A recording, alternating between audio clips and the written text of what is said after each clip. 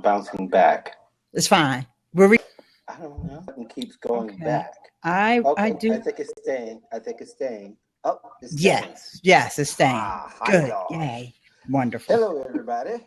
Uh, so let me go ahead and do a little introduction, and I'm recording an audio and a video on Blab, and then I'm recording an audio on my digital recorder. So for the digital recorder, here we go. And I'm going to introduce Eileen Smith, and all of you guys already know her, but for my audience who probably doesn't know her, she is the founder of Basic Blog Tips. She's been the founder of that particular blog for 4 or 5 years now. Has it been? I started in 2010. 2010. 5 years, so it's been 5 years, yes. And it is a multi-author blog, quite a popular blog. And as you can tell, she tells me she's going to bring people. I thought there would just be 2 or 3, but I'm looking and there's 15 people watching. Good Lord. So I'm doing this in front of a virtual audience, which I honestly never done. So I just want to introduce to you Eileen Smith. How are you? I'm great, Mark. Thanks so much for having me here. I just wanted to clarify something for you. We've had 15 people in and out. Right now we have 6. Oh, are okay. here. That's why you see 2 different counts.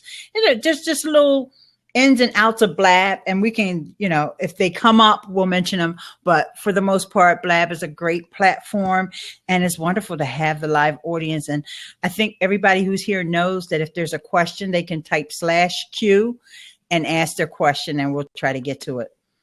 Yes, and I'm grateful for you all coming. Thank you very much. And I just want to recognize a few of you who are here. Sheer Social, Smart Office Help. Let's see, there is Sheer Social talks a lot. Grow for Tomorrow. Let's see, and Hollywood Work or Hollywood TV Work, I believe that says. Thank you very much, all of you, for joining us here on the Blab. And this is going to be for the podcast, The Voice of Job Seekers. Most of you probably, this is the first time you'll be a part of this, or probably they heard of this, but generally we're focused on job seekers, helping people find jobs, get work that they desire. And we always talk about your brand, your voice, and employers are working and looking for you. So one of the ways to be found these days is, quite honestly, to have a blog. Whether it's going to be written, multimedia, you definitely want to have one. And to kind of guide this discussion along, I did not send Eileen any questions because I want this to be a raw production of building a blog. So, most job seekers are kind of tentative and wanting to do something like that, or they just want to do something to entertain themselves or entertain friends. But really, it is one of the best ways to be found online as a passive way to conduct a part of your job search. And Eileen, I'll let you have some input as far as some of the benefits that you've experienced from blog. Maybe you might want to start with your own story. Oh, gosh. Well, with my story, guys, it's a funny one, and I never get tired of telling it because how I started blogging, well, years ago, I actually started blogging in 2009. Okay. And that because Basic Blog Tips wasn't my first blog. My first blog was eileen.wordpress.com. In fact, it's still there. But what happened was, prior to me starting a blog, even though I've worked in publishing for 30 plus years, actually, the only thing that I used the internet for was Internet Movie Database, which is ironic because I don't even watch movies now. I can't even tell you who won an Oscar last year, but Internet Movie Database and Wikipedia. because you look anything up. You didn't even go to the dictionary. Oh yeah, I used to use Merriam-Webster's. I did use that one as well. and my girlfriend and I, you know, we're always battling wits because she's Aquarius like me. And that's all we would do. Oh no, so-and-so wasn't in that movie. Who was it? Oh girl, look, here's the link. So anyway, I knew about blogs, but I never realized the power of them. I thought that you had to be somebody really important or really, I don't know, like a journalist in order to have a blog. But in any event, I have an adult daughter, and one day, and her name's Nikki, and she actually now has a web design firm, Lighter Creative. So anyway, Nikki says to me, Mom, I have a blog. And I was like, okay. Well, I didn't know anything about RSS feeds, okay, which is the way you subscribe to blogs. So I went over to her blog, and like I said, it was WordPress.com. And I said, well, let me subscribe to my daughter's blog. So I'm filling out all this information, you know, not realizing that I was not subscribing to her blog. I was starting my own blog. So I actually started blogging by accident. I didn't know about WordPress. I didn't know any of that stuff. And so it just became empowering. I remember like the first thing I'm thinking like, oh my God, I have a blog. Like I'm just getting over the fact that my daughter had one, but it was like, oh my God, I can actually write about what I think, you know, and I can put my thoughts and my experiences out there into the internet. Right. I just found that to be such an amazing, you know, thing to do. And so I embraced it. And as I would learn things, well, you know, I'm not as young as I used to be. And I was worried that I would forget what I learned. Okay. So I would blog about it. I was like, oh, okay, this is social media. Oh, Twitter, that's how you do it. Oh, okay. So I would write. And then that's how I found that was kind of like my little sweet spot because people loved my tutorials and I enjoyed writing them. And so that's how I ended up writing blogging and social media tutorials. Now, you've done multimedia tutorials as far as you've done them audio through your podcast. Which I kind of miss. And it's back. It's back. Oh, is it back? It's back. Is it back? Yes. You were gone for a long time to the point to where I didn't think that you were still. I was on hiatus for 11 months, but I didn't know at the time that Blab was being birthed. And now that I have Blab and I have this ease of I don't have to worry about scheduling interviews like today. In fact, my friend Alice is here from Sheer Social. She came in today as I was recording my podcast and made a wonderful contribution that, you know, in the editing process, Alice's part is definitely not landing on the cutting room floor. Yeah. Now I stayed subscribed to your YouTube channel. But yeah, I kind of was cleaning out everybody that didn't blog or podcast rather in the past 4 months. I cleaned out, and only to find out now that you revised, I'm gonna have to subscribe again. But the reason why I wanted you to again go through your story is that people kind of limit the power of blogs and being found, and you know, gives an idea of the impact of you know your blog and how people have found you and how how you've been affected and how that really you kind of started a second career. Well, I think that one of the things that really surprised me about blogging is just how the power of putting out something that is optimized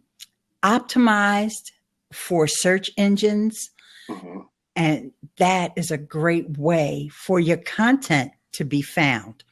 When I first started, it wasn't as big of a push as it is now, but now having images that are optimized, if you can do some branding for your blog. In other words, when I say branding, I'm going to break it down for somebody who's a beginner who doesn't have a blog.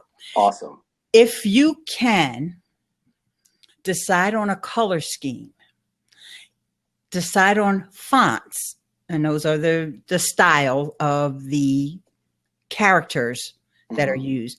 You pick a couple of different fonts so that when people see your images, they kind of get to know, oh, that must be from her blog or his blog, because I know they always use that color blue or that type of font pairing. And so once you start blogging and you've done it for a while, you'll start to see not only will you attract people who are interested in the topic that you're blogging about, but you'll also attract people that are on the internet searching for solutions to a problem. Maybe they're doing research. Maybe it's just something in their life that they want to know about, you know, like example of some folks have travel blogs. They want to know what that experience is like to go to a specific town. Now, as far as someone who's looking for a job, you've got expertise. You've got something that you've been studying for years. Probably since you were in high school or college, you had this interest, and you can write about that, your views, your expertise, and that can also attract traffic, and it can also serve later on as like a portfolio for you when you do go to apply for a job. You know, you want to hone your writing skills, and writing is a great way to do it, but also you're going to find just reading other blogs is going to also help you hone your skills.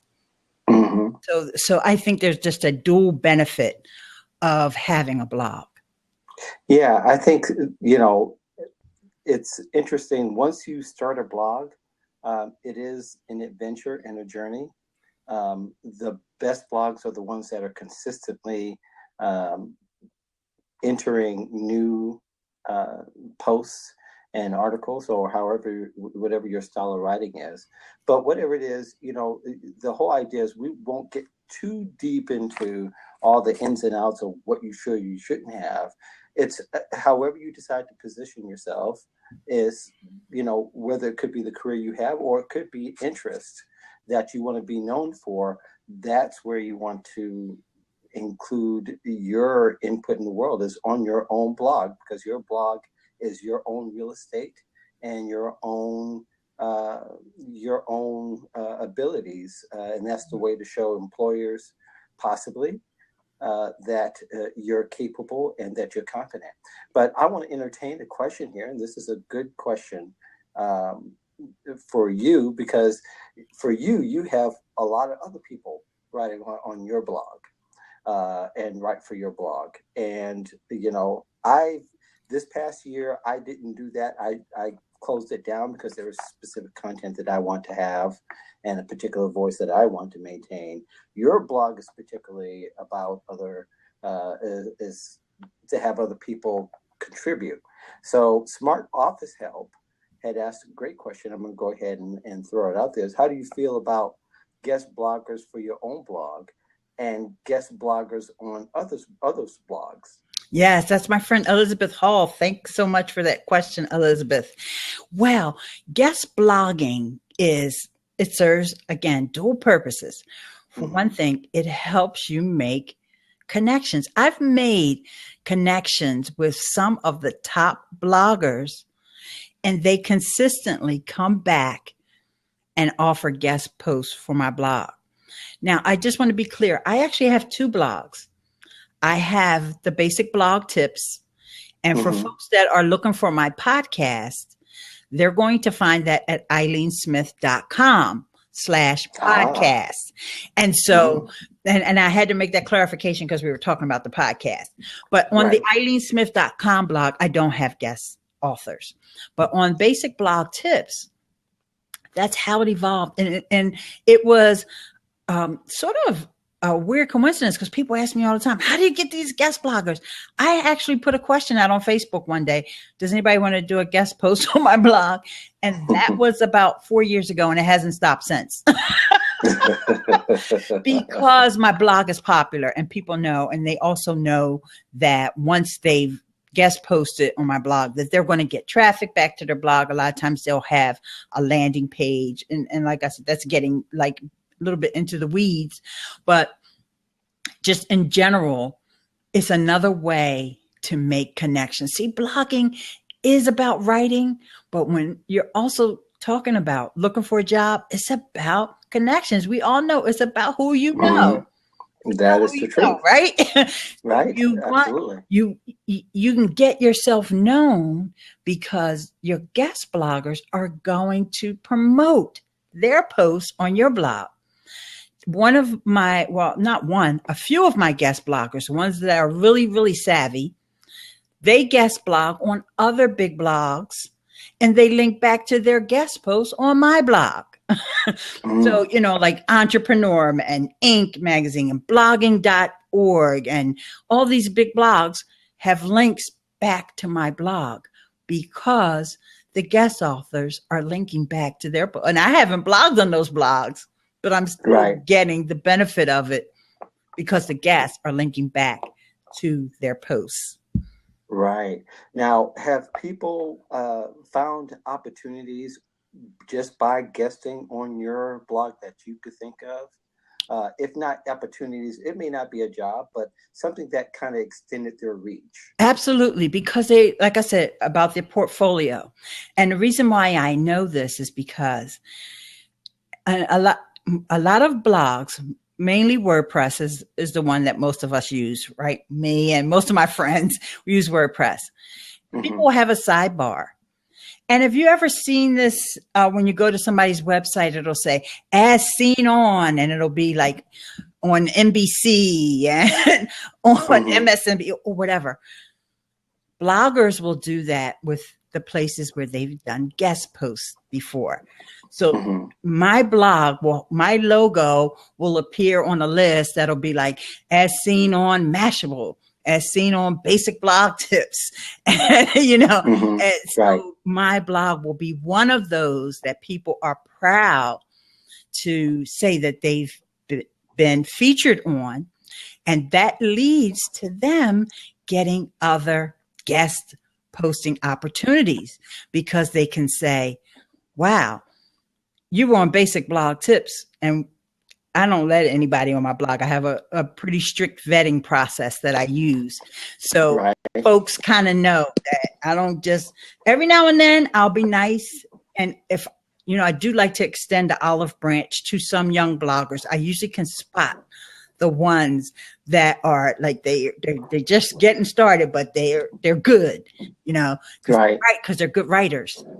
And but for the most part, you know, it's folks that I know that have, you know, other guest spots under their belt, and they have a blog that they've done some writing on so that I can see what they're writing. That's one of the things I do. I make them send me samples because sometimes people will approach me that I don't even know. I make them send me samples. I like I said, I have a pretty strict vetting process. That's like a whole nother blab. Yeah, definitely. Sometimes I make people jump through hoops just because I want to make sure, because a lot of times people will use, anytime there's something good online, some kind of way, there's always this one joker who wants to twist it and use it, you know, like they don't even really write the post. They farm it out to somebody over in a third world country or something like that. And it's like, that's not what this is all about. Right. And you know, I think to what you've said, and I'm glad you kind of went through a lot of that, because people, again, don't understand the reach of a blog. They think it'll just be their mom and their friends that will see it. And if you're good, people will find you without question. You know, you can look at my blog and tell that, you know, I just didn't, you know, it's not because of my connections alone. People found me and decided to embrace me in some kind of way, whether it's a quote or if it's an award or if it's just acknowledgement that I've helped them, which is probably the best of them all, is that's the reason why I do it. Mm-hmm. But perhaps as a job seeker, that's if you want to be rewarded right away, help people and write things and be helpful. And people will embrace you and find you and tell other people about you. Mm-hmm. Yeah. And you know what? I just thought of another example. My friend Wade Harmon, when he first started blogging, I could tell that he was a good guy, even though I didn't like his handle. He had this handle that was something like Make Money Blogging or something like that. Right. But I still gave him a chance. Okay. This was years ago. He and I became pretty close. He sold that blog years ago because he realized that he was barking up the wrong tree. Yeah. And he's got a podcast. You know, he was very big on doing hangouts. He would introduce me to for some reason, people loved him or they love him. And he was introducing me to like Jay Bear, Mark Schaefer. I mean, on and on and on. All these people, Rand Fishkin, they all know me because of Wade. I just got an email from him, and I'm not sure if he can announce it yet, so I'll just say it generically. He just got hired as a social media manager for the #1 social media blog online. So you guys could probably pretty much guess what blog that is. Yeah, I've got it. But, you know, we won't have to go. Yeah, but like I said, you know, and he even said to me when he sent me the email, he said, see, you having that faith in me, you know, that just gave me the confidence. And he says, you were right. And I was like, yeah, I am so proud of you. And he's like my little godson. So, you know, you inferred to something that's really big. That's branding. Branding is a large portion of being able to present yourself online and really anywhere. But talk a little bit how important branding is to your blog and your own personal brand. Well, you know, I got to be honest with you. When you're talking about someone who is looking for a job and they want to do some blogging, I think part of the branding for that person, because, you know, you may not be able to afford to go out and hire a designer, because I would have never been able to come up with all that branding stuff on my own. You know, thank God I have a daughter who has a web design company, and somebody from her team helped me out with my branding. But let's just say you're bootstrapping, or you're not really bootstrapping, you just don't have the funds for that. Then your brand, your writing can be your brand. You have a certain voice. Like there's some people that like to consider themselves as being snarky, even though I'm not advocating that. But if that's your personality, that's how you write. Write the way you talk. And that can become your brand, because people will recognize as soon as they start, you know, they get into the second or third paragraph of your writing, they can tell, okay, I know, or maybe use a certain phrase, or you refer to your followers by a certain name. Like a lot of times when I'm here, because I'm here all the time, I say Humans of Blab, you know, and so, you know, starting to get people used to hearing me say that. So, but we were talking about earlier about having your colors and your fonts and all of that. And that may be too technical for some people, or like I said, beyond their reach financially. So just start with the way you write. Make sure that as you're writing that you break things up with headlines, and the headline can be part of your brand. It's just the point of having something that people can identify you with. So that if you are guest blogging, you're on someone else's blog being featured, people will kind of know, oh, I think I know who that is. Oh, yeah, because we know her personality. That's Eileen. Right. Well, you know, it doesn't cost anything to blog if you just want to start and get on the road. WordPress has free modules that you can use, and they're really easy to put together. And you really don't have to know much of anything. You just got to be willing to try. And there's so much help on the web, too, that it's easy for anyone to do it. But it's something that Smart Office Help is said that Nikki, even your daughter, has a podcast. Yes, she does. And maybe you can even talk about, and, you know, podcasts may be far-reaching for a lot of people who are just kind of just exploring the idea of blogging. But talk a little bit how the impact of podcasting has been to yourself and to your daughter and people that you know. Yeah. Okay. Well, first, let me give you a little bit of a heads up the way Nikki does hers, because she does hers a little bit differently from me. Oh, okay. And this also introduced the concept of what we call repackaging or repurposing content. So my daughter uses Google Hangouts and YouTube Live to record her podcast. She's in her office. Okay. Her podcast is called the E-commerce Success Show, because most of the blogs that she sets up are WordPress e-commerce blogs.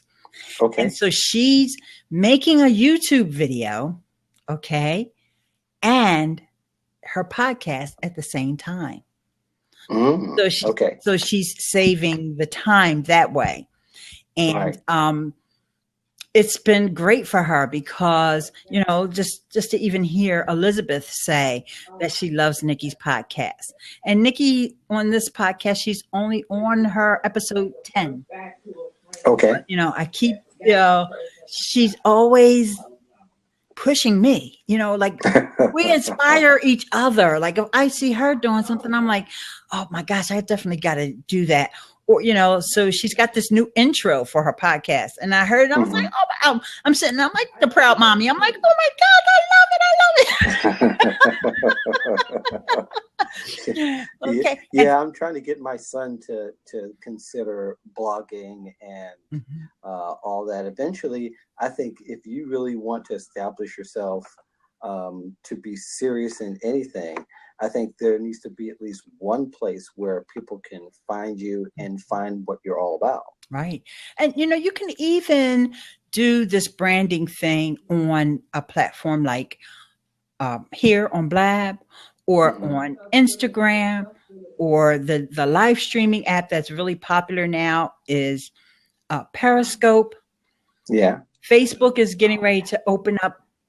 And I just want to caution folks, if you're going to start live streaming and you're in the process of looking for a job, just be very careful about the content that you're live streaming about. Remember, things that are on the internet stay on the internet. Yes. And so you don't want potential employers seeing you, you know, drunk at the bachelor party. Okay. Right. Right. You're looking for a job. Okay. So you want to kind of keep it clean, of course you can goof around. I don't mean that, but just try to keep that in mind. If you were getting ready to hire somebody and you saw that video, would you hire them? Right. Okay. Right. And also, I wanted to go back to one more thing, Mark. I want to say the difference. Like I said, my daughter is using YouTube and making that video, and I'm doing something similar here with Blab. And so you guys, you know, I just want to put that idea out there that you have all these tools now at your disposal. So try to take advantage of, find the one that you feel most comfortable with. And I think Blab is a great place for people to start. I've seen a lot of folks that were on Periscope that said, oh God, I was scared to get on camera. But on Blab, I feel comfortable because, you know, there's somebody else there, you know. So find that tool that you feel comfortable with, but you still always want to have your blog. Because like you said earlier, Mark, you want to have that home base.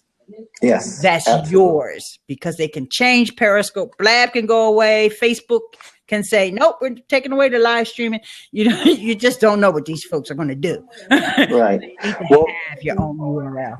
And it's funny you should say that. Facebook has experimented over the years with many different platforms and many different ways to communicate with people. I remember when they used to have different phone services on Facebook. And in fact, believe it or not, they still have it. If you use your Messenger app, you can actually communicate with somebody who's within your network.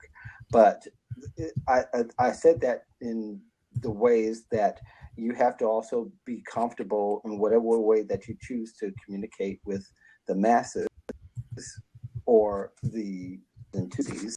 if you will, because you don't know who's going to end up reading your blog, who's going to end up communicating with you, that you want to present yourself in a way that you want to be known. It's very important to put that personality out there, because your personality is actually the thing that shows that you fit in the organization or in any network.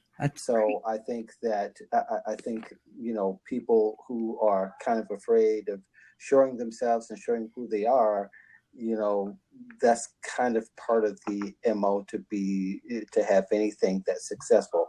We're not particularly talking about having a successful blog, though that helps. And I have someone who has thousands of readers probably on a daily basis. But, you know, I think one of the things that you're just getting one or the thousand, you treat people the same way so that they'll know that you're you and that there's some authenticity. And that's going to be the brand that you're going to present to anybody else that meets you, including an employer. Absolutely. Yep. Very true, Mark.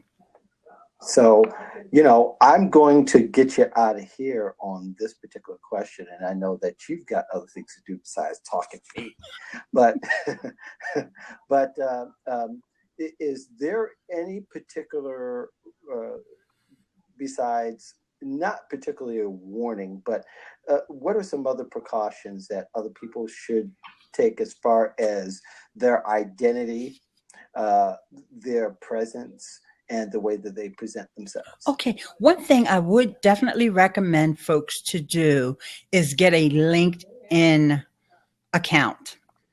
Yes. And yes, we talk about that a lot. Yeah. And as a matter of fact, I think I'm in your group on LinkedIn. I don't spend that much time on LinkedIn because, you know, I've been at my job for 32 years. So, and I kind of don't want to mix too much of my blogging and my YouTubing and stuff with my job. But I have that profile, and I have that profile established with a nice picture. You know, you want to make sure you don't want to have the picture where your mate is, you know, got their arm around your shoulder and all of that stuff. You want to also put your best foot forward on that LinkedIn portfolio with talking about what it is you do. If you have your blog, you want to make sure you link to your blog on your profile, and you just want it to be professional. You don't want the LinkedIn profile to have a bunch of, you know, unrelated stuff on there. So try to streamline it. Even if you don't spend that much time on there, set it up. And then if you can, use the same image to be consistent across Twitter or in Instagram, Facebook, and all that. If you can use that same image, or an image where people would know it's not the image from 10 years ago, you know, because that was your best picture. You had your tux on because you got married that day, you know, or you were the best man. You don't use that picture.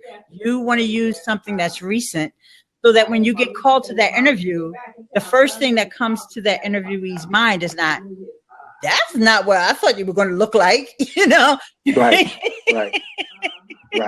So, you know, we all want to have our skinny picture, but and that's to say that, you know, employers have very little toleration for trickeration, in the sense is that even though you may mean well, if there's any red flag to begin an interview, it's kind of hard to redeem yourself from, because I've seen it. You know, people that, you know, where people have said, well, you know, I had my picture in there from back in the 70s, but really now, doggone, I'm 55. So it's you know, I think that, yeah, this is true. And whatever picture you use on LinkedIn is definitely something that you want to put out there to the world, I think. And Facebook is a little different, maybe in some instances. Twitter might be even a little bit, but you know, once I start checking your LinkedIn, you tell me that you're active, and I see that your updates are active, I'm going to be interested in the other profiles. And that's the way that people are going to think. So that consistent picture is a great point. And I think another thing too, and I started with LinkedIn because we're talking about people looking for jobs, but you do want to make sure that you have a Twitter profile. So you want to have the big ones: LinkedIn, Facebook, and Twitter. And if you don't use Facebook, you don't have to use Facebook, but more than likely you probably use Facebook. And if you and Google Plus, but what you can do, you don't have to be active on all of them. But what you can do is set up that professional looking profile, and then you can say, most of my content can be found on my LinkedIn account. And you put that link there. Same way with your Twitter. You can even put it in your Twitter bio. You know, most of the time I like to connect with people on LinkedIn. You don't want it to be Facebook though. Like you can, because you can always change it back after you get hired. You can take all that LinkedIn stuff off of there and put Facebook on there, but or Twitter or whatever. But what I'm saying is, you kind of just want to let people know that I'm aware that I'm not posting on this network, but I am active on this other network, and that's where you can find, about me. Yeah, I want to give a shout out real quick. Smart Office Help is being exactly who she is that a lot of help. Yes. But she does ask a question, and I was going to get you out of here, but if anybody else wants to ask a question, I'll entertain it, and I'll publish it if you want before Eileen has to really go. But she asks, Mark and Eileen, what is your favorite social network to participate on? You go ahead first. Yeah, Eileen. I kind of know the answer, but go ahead. I actually said YouTube, but I got to be honest, and I guess in my head I don't think of Blab as a social network, but really it's Blab. And Blab and YouTube kind of go hand in hand for me, because I'm uploading some of my Blabs up to YouTube. But because Blab connects with Twitter, I do spend a lot of time on Twitter, but Blab is really my favorite. Yeah, I think Blab is the hot girl at the time. Twitter is the mainstay, but Blab is the girl that you kind of think that is ideally just by the way she looks, not particularly because you know her, so to speak. So yeah, Twitter is kind of my hangout, although I do a lot on LinkedIn, tons of LinkedIn stuff. And I think LinkedIn is almost essential for any professional, whether you're looking for a job or not. I really do. So if there are no other questions, I'm going to go ahead and wrap it up here. Eileen, how can people find you, engage in a conversation with you, and just, find out what you do? Go to EileenSmith.com.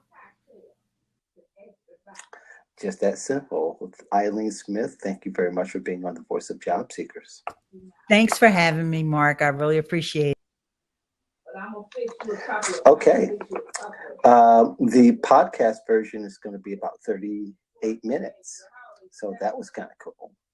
And Smart Office Help, feel free to follow me and I'll follow you back. You're so helpful. Or anybody really who has joined in. I'm at Mark A. Dyson. So love to hear from you. And or if you just want to follow, that's fine. I'll follow back. But is there anything I could do for you, Eileen? Anything else you need to know from me? No, I was just saying, and I forgot I put myself on mute. You need to get Elizabeth and Alice on your podcast as well, because both of those ladies can definitely give job seekers some help. So all right. I'll have to find out more about that. Yeah. Yeah. Well, Elizabeth is here on Blab all the time. She's like me. We're Blabaholics.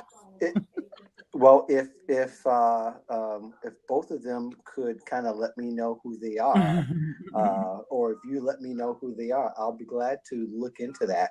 I'm recording shows for the winter, just so you'll know, for the winter session. So sometime in, it looks like February or early March is when this is going to appear, but I may make this available on Blab and YouTube on my channel. Great. So that people can dig right on into it. In fact, I will probably put it up this week at some point, maybe even by Wednesday. Okay, just email me the link. Time could allow.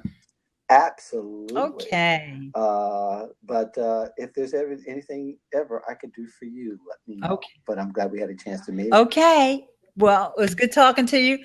With that, I'm going to go and edit my podcast or take a break. I've been on Blab all day, so I better take a break. I gotta go get stuff from the car for my wife. Oh, hi, wifey. Yeah.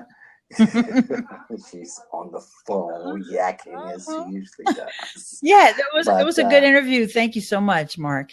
Well, thank you, and thanks for the great show. Okay. It's been blast. Thank you. I'll talk to you soon. Okay, bye-bye. Bye.